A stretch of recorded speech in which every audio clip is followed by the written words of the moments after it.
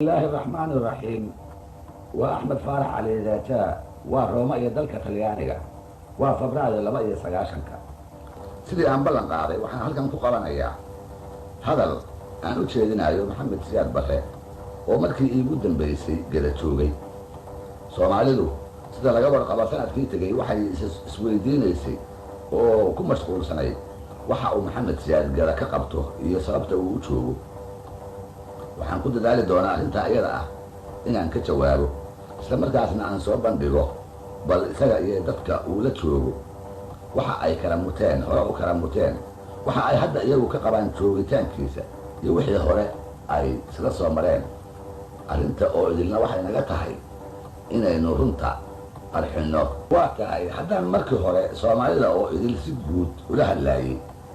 hadda waxaan u bayrayaa sidaan ballan qaaday nin qura iyo dadka uu la joogo ee aan anigu u haysto inuu marti u yahay Soomaalida inta badan iyo shisheeyadoona ay u haystaan inuu maamulo ninku waa Maxamed Siyaad Barre dadka uu la joogaana waa mareexaanka degan gobolka Ballaaran ee Gadaleeyahay waxaa la isweydiin karaa maxaan Maxamed Siyaad qayb uga siinayaa cashiradan Soomaalida u wada socota maxaanse ula hadlayaa haddiiba uusan wax ku qaadanayn oo waana abuur baa ka horeysay la malayn karo inuu ku gacan sayri doono dhowr sababood ayaa igu wacan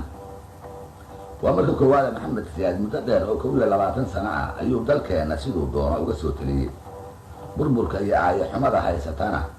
gacanta ugu weyn buu ku leeyahay isaga iyo kooxdii daacadda u ahayd ee halka aynu naal ina dhigtay waa marka labaad waxay dan iga haysaa shacbiga reer gadoodka ah ee 7 bilood ee aan gudaha dalka qaxootiga ku ahaa sida wacan in martigeliyey shacbigaasoo weli badankiisu ka diimoon yahay tabaalaha uu Aabasiyaad la maagan yahay iyo sida uu rabo inuu gees ugu fiiqo haddiiba ay dhacdo inay Soomaali xagga nabadda u xagliso danaheedana u soo jeesato waxaan qabaa shacbiga reer gadood inaysan awood u lahayn tabcooyinkii uu Maxamed Siyaad Soomaali oo dhan ku hayay inay keligood dusha u ritaan waxay kolka ila noqotay inay hiilkayga afba ha ahaadee ay u baahan yihiin midda saddexaad waa nin godab qabee waxaan u baqayaa isaga qudhiisa iyo ammaankiisa waxaan ka cabsi qabaa niman dhiiggiisa u haleelayaa inay maalin maalmaha ka mida isaga oo dagan gacanta ku dhigaan dabadeedna ay horgeeyaan maxkamad degdeg ah oo qabiil ka taliyo oo sida kuwiisii oo kale ragga garsoorayaasha ka ah iyo sharcigu ay kala xanaaqaan waxaan u diidayaa isaga oo keligiisa oo raggii dembiga la galay ay xor yihiin in la mindi raaciyo qabyaaladna igama ahee waa iga cadaalad jacayl maxaa yeelay waxaan qabaa dembigii Soomaaliya laga galay inuu ka badan yahay wax uu nin keliya geli karo keligii taliye kastaba ha ahaadee midda kale waxaan ka afeefanayaa erayada aan u soo jeedin doono inaan digasho loo qaadan maxaa yeelay inkastoo aan ku doodi karin cadaalad darradiisii inaan ka nabad galay haddana xubnaha shacbigii uu cadaadiska baday waan ugu roonaa oo ugu yaraan cabsidu ha joogta ha ahaatee ammaankayga shakhsiga ahi halis badan ma gelin sababtan meeshii aad doonto ka soo saar haddaad rabto qabyaalad u malee kollay si kale yeeli mayside Maxamed Siyaad waxaan leeyahay si wanaagsan ii dhegayso inaad ii hagaagtana ha isku day hadda waa kacaandiid odhan maysid oo waa bog soo xirmaya maxaad igu odhan doontaa maxaadse u sheegi doontaa dadka reer gado ee aan aniga iyo iyaguba ognahay inaad martida u tahay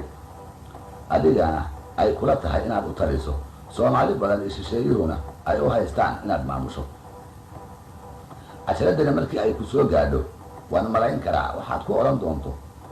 odhan doontaa si ay eeda ayuu u shaqeeyaa ama waxaad ku odhan doontaa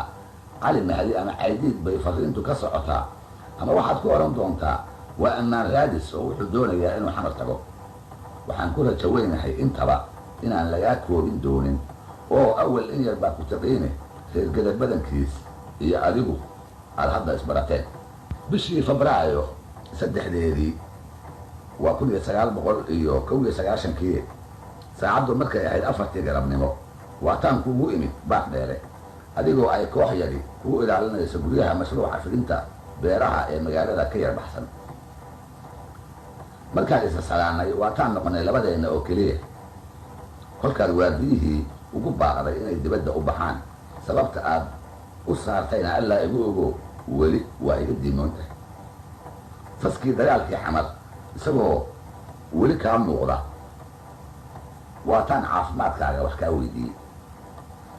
su-aashaydii igamaad jawaabine waxaad ila aaday xamar iyo dagaalkii waxaad tidhi anigoo sharaf leh ka tag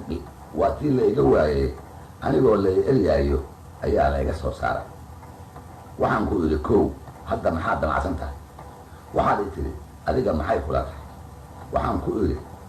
ku idhi ninka ragga ahi waa kii calool adaygi leh geesinimaduna waa inaad markii lagaa adkaado qirato in lagaa adkaaday waad aamustay anna waan aamusay oo waxaan ka fakarayay awooddii ku soo martay wixii sacab laguu tumay wixii lagu aabbaystay sidii ay tala kaaga hoostay ee tusaalaha waayeelka iyo waxgaradkaba intaad dhab u quursatay ay cadaaladda ilaahayga ahi shaqadeedii u qabsatay sidayna u aamusnayn cabbaar kadib waadigii adigu hadalkii xirmay furay waadigii la soo booday anigoo aan jeclayn oo ka xun ayaan qaxooti noqonaya waataan ku idhi wax kuu dhaama garan maayee sidaa iska yeer waataan raaciyey intaad soo shaqayn kartay waad soo shaqaysaye tegiddaada qaxootiha u qaado inay fenshan tahay waan xusuustaa oo sidaas baan ereyga ugu isticmaalay af ingiriiskiisa waatuu hadalkii haddana inaga xirmay waataan waayey wax kale oo aan ku idhaahdo waataad adigu haddana furtay oo babiskii yaraa intaad lowyaha saaratay igu tiri mareexaan aniga oo dagaalamaya ayuu iga soo tegey waxay la soo baxsadeen lacagtii iyo gaadiidkii ay kacaanka ku heleen waataad raacisay gunnimo doortee waa waxay ka helaan waa hadal dumar baa la yidhaahdaaye waxbaa qub i yidhi eraygu mahadidaad baan is idhi sidee buu mareexaan ugu ceelqali karaa soo ma aha kuwa ay soomaali oo idili daraaddiis ula collowday yaa sheegi kara guri ama qoys mareexaana oo kiisaba allaha ka dhigee aan taliskiisii eedin hadda cidda uu ku soo cararay ee uu maganta u yahay iyo wiilasha loo soo mari waayey ee uu ku hurdaa soo iyaga maaha muxuu ka rabay oo kale ma inay soomaali oo idin u jirib dhigaan oo uu wiilka ugu dambeeya masruufto ilaa uu inta iskiis u xanuunsado ay tii alla u timaado su-aalahaas oo dhammi waa kuwii isla markiiba igu soo dhacay xusuustayda oo keliyana kaaga soo guurin maayee waxaan kaashanayaa waraaqihii aan kulankeenna ku qoray habeenkii markii aan ku noqday baar dheere iyo halkii aan ka deganaa sow anigu ma ogeyne waxaa dunida lagu weydiinayo codti qaxooti iyo meel ku qaadata 5 casha kadibba waatay jawaabi timid talyaaniga abudabey iyo masaariduba waatay diideen magagelyo siyaasadeed inay ku siiyaan waataad garbahaarey oo aan deganaa timid 2 casha haddaad joogtay oo lagu sooray laguna loogay waataad odayaashii magaalada shirisay ka soo tashada inaan idinla joogo oo aad dagaalamaysaan reer hebelna aad xaqiidni ka soo dhacsanaysaan iyo inaan iska tago oo meel waliba way ii furan tahay aan idinka dhaqaaqo shirkii waayeelka iyo madaxdii gobolka waa kii uu goor fiid ah la isugu yimid waa tii ay had soo jeediyeen in lagaa codsado gobolka gado iyo dadkiisa inaad faraha isaga qaado oo aad Kenya gasho waa tii ay kale kaa diideen oo ku doodeen inaad la meel joogto inta kale ee xamar ka soo qaxday gobolkana soo gashay markii ay doodii dheeraatay oo dhinacna la isu raaci waayey waa tii min soo jeediyey inaan arrinta la cuslayn ama lagu kala jabine adiga dib lagugu soo celiyo laguna sheego go-aanka oo noqday tagna ku odhan mayno joogna ku odhan mayno labada kii aad dan moodo adigu ku dhaqaaq waa tii lagu heshiiyey in subaxnimada go-aankaa lagu sheego sidaasna waa tii lagu kala hoyday waa tuu intaan waagu bariyin go-aankaasi ku soo gaaray laguguna daray raggii bixidaada doonayay inay ka badnaayeen kana cadcadaayeen inta kale waataad farsamada badnayde isla habeenkiiba waadigii qalqaaliyey banaanbax taageero ah oo u eg kuwii xamar aad ka qalqaalin jirtay markii madax la xidho ama aad mucaaridnimo ka dareento xubno ka tirsan wixii golayaasha aad ku magacaabi jirtay waataad intaad gaariga u fuushay oo akhrisay khudbaddii gaabnaanta badnayd asii si walba ugu ekayd kuwii aad xamar ka akhrin jirtay bartamihii iyo dhammaadkii 80aadkii waataan goobta joogay waxaan ka xusuustaa laba hadal oo soo noqnoqday dhowr jeerna 5 daqiiqo ee khudbadda socotay aad ku soo celisay. midi wuxuu ahaa kursigii madaxtooyo ma rabo inaan ku noqdo oo hadduu nafac iyo hibo lahaa soo maray. hadalka labaadna wuxuu ahaa kursigii madaxtooyo aniga ayaa xaq u leh oo sharci ahaan madaxweyne ah waana inaad dib iga doontaan.